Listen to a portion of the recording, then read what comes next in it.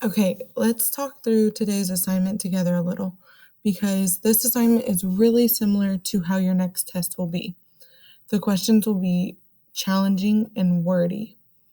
It's not just going to be like memorizing that a proton is positive. I could tell you everything, and the question could have something very random on it.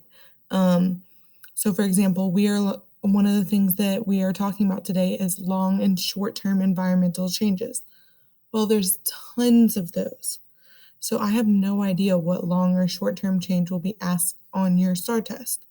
But what I can do is prepare you for how to think through these questions. So, that's what I'm going to show you today. Your assignment starts with open ended questions like this, where you have to type an answer. Then you will have the same questions, but multiple choice for a grade. The point of this, where it's open ended, is because I'm asking you the questions that you need to think about in order to get the actual question correct. So it's like teaching you how to think through these types of questions. So the first one says Gulf Coast marshes. Freshwater and saltwater marshes play an important role in protecting coastal environments. Large areas covered by marsh grasses provide shelter and nesting grounds for many different species of birds, fish, crustaceans, and insects. The marshes also help prevent erosion of the shoreline and protect inland areas from hurricanes. So let's not even look at the questions yet. Let's just analyze what that information tells us, what that paragraph tells us. So the first sentence says freshwater and saltwater marshes play an important role in protecting coastal environments. So from that sentence, are the marshes good or bad? Well, they're protecting the environment. So that's a good thing. They're helping protect the environment. So let's figure out how does a marsh, which is a muddy, watery area, how does that help protect the environment? So let's read on. Large areas covered by marsh grasses provide shelter and nesting grounds. So pause. Marshes are providing shelter and nesting grounds. So that's how it protects the environment, because it's providing a place for organisms to live and reproduce. If organisms don't reproduce, they go extinct. We need organisms to reproduce. Organisms need to reproduce. That's their goal. So, okay, we know they're good. Marshes are good because they protect the environment by providing shelter and nesting grounds.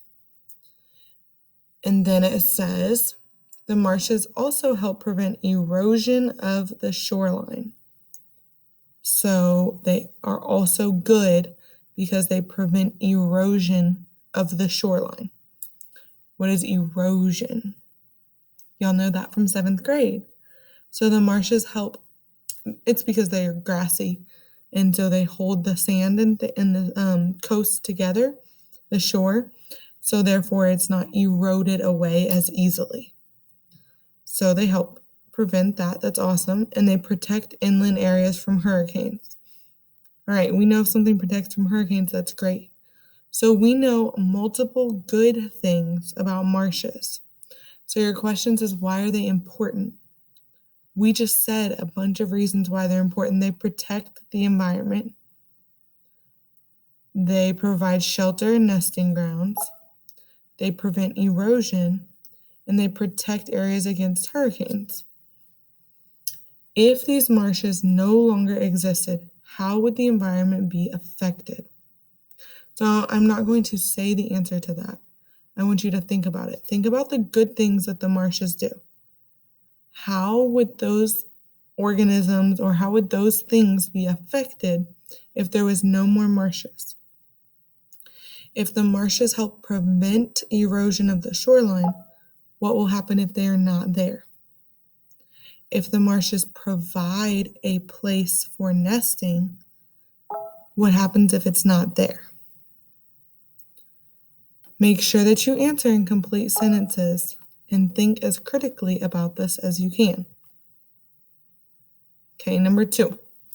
The eastern cottontail is the most common rabbit species found in Texas.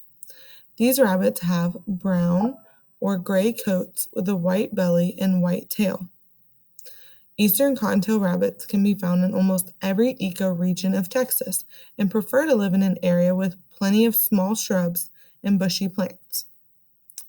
All right, so Eastern cottontail is the little bunny. We know they're found in Texas, and we know that they have brown or gray coats with a white belly and a white tail. So they could be brown, they could be gray. They are found in almost everywhere in Texas. So your question is, how could the color of the environment affect the eastern cottontail? So they could be brown, they could be gray. How does the color affect an organism? The color of an environment affect an organism? So I want you to think about things that you learned in 7th grade. In 7th grade, I am pretty sure that y'all learned about moths. It sounds so boring, but it's not boring, it's cool. After the Industrial Revolution, there was white moths that lived on white trees with white bark. So the moths blended into the trees so that the birds couldn't eat them. After the Industrial Revolution, that's when we started using factories and machines. It produced a lot of pollution and covered the trees and made them black. So then the white moths were being eaten by the birds because they stood out. But the black moths that existed, there was very few of them, they survived though, and they were able to reproduce because they now blended in with the environment. So the color of an organism can have a large effect on its ability to survive. So explain how that could be relevant for these bunnies, the eastern cottontail. Okay, number 3. Coral reefs are the most biologically diverse marine environments. These important ecosystems provide food and shelter for many fish and other marine organisms that depend on one another for survival. Coral reefs can also act as barriers that protect coastlines from strong currents and waves. All right, so you've probably heard of a coral reef before. That picture would be way cooler if it was in color because coral reefs are beautiful and so are the fish that live around them. Coral reefs are good. We know that. It says they are in the most biologically diverse marine environments. So they are an environment, they are a place where organisms live, and they're diverse. If you say I went trick-or-treating and I got a diverse candy bag, that means your whole candy bag isn't filled with Skittles, because that wouldn't be diverse, that would be boring. Diverse means you have a variety of different kinds. So there's all different types of fish and organisms in a coral reef. They are important because they provide food and shelter. Food and shelter. We know those are 2 very important things for any organism. Food and shelter, those are like all the way up there on my list. I need food. If I don't have food, that's a problem. And I need shelter. So many organisms depend on them for survival. And it says also, besides being good for food and shelter, they can act as barriers that protect the coastlines from strong currents and waves. Why do these questions keep talking about protecting the coastlines? Why is that so important? It's important because the coastlines provide food and shelter. The coastlines, any environment though, is important to be protected. If sometimes this makes me sad.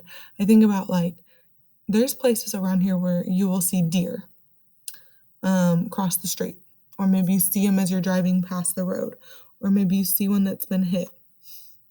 And I think about how when we build roads and we build buildings, we're ruining their shelter, we're ruining their environment.